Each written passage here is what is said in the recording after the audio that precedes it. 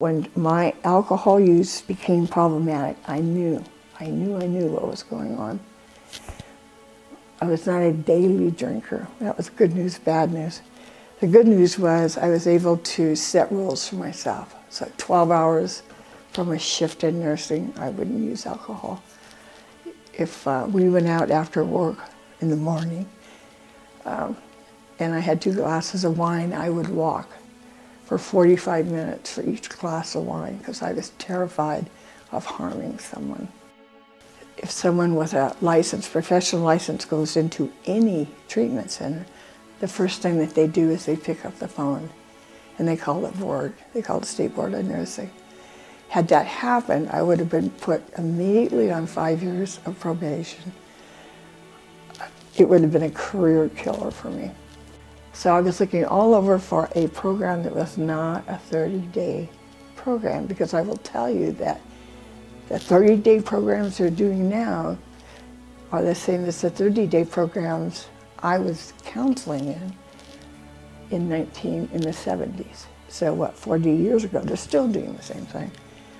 I also knew, and this sounds arrogant, however, I also knew I had more experience working in the field of addiction than most folks working in the field of addiction, because I got into it so early.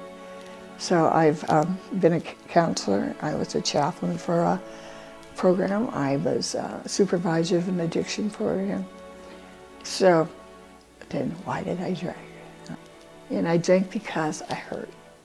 And I didn't know how to stop hurting. And so I was here in Arizona visiting, and I was going to go down to Tucson and check out a place. And a therapist in Phoenix says, "Oh my God, no you're not. You're going to the sanctuary. You're going to the sanctuary. You have to go to the sanctuary." All of the people in my life who knew where I was look up the website. And every single one of them said, "Cathy, you have to go there." When I came, and then I looked up and saw the sky. And it is the most incredible experience to see the Milky Way here. I mean, and I felt reassured. So the next morning, the next day was Friday, I saw a psychiatrist, I saw a psychologist, I had a one-to-one with Dean, I had a massage, I had everything done that in one day.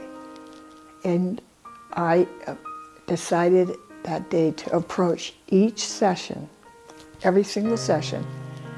I would stand outside the door and I'd put my hands out. And I would say, "I am willing. Help me to hear." And that's all I had to do. That's all I had to do. 3 days after being here, I realized I didn't have to worry about getting it together because it wasn't my job. My job was to do the work that was presented to me, and it was the sanctuary staff's job to make that meaningful.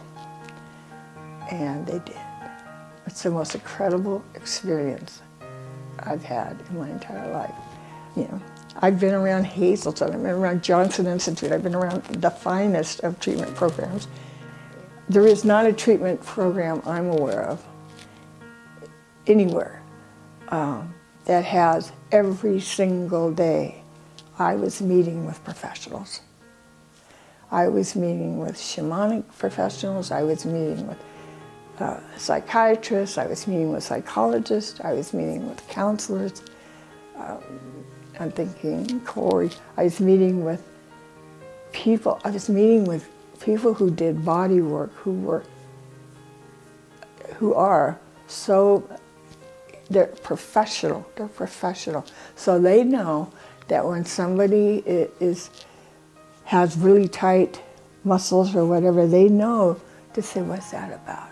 Tell me any program where there's a minimum of 3 one-to-ones a day. In the vast majority of treatment programs, there's 1 meeting a week with the assigned counselor, maybe 2. They do group These people here know who I am. They know. People wrap me in love, and it's real. It's absolutely real. When I left the sanctuary, my life was transformed. And that's a big word that I hear, and it's on the website. I did read it after I left.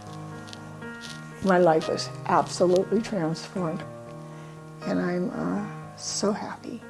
I'm just so happy because I no longer have that burden.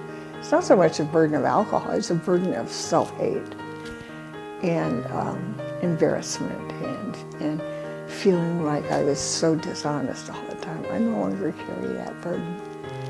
And life has become so much more wonderful. I never have lived without guilt until I came to the sanctuary. I never have lived without shame until I came to the sanctuary. So for me, it's not about sober. It's about, I want to be sober of heart, sober of soul. The worst thing that could happen is denying who I am and what I learned here and experiences I have here.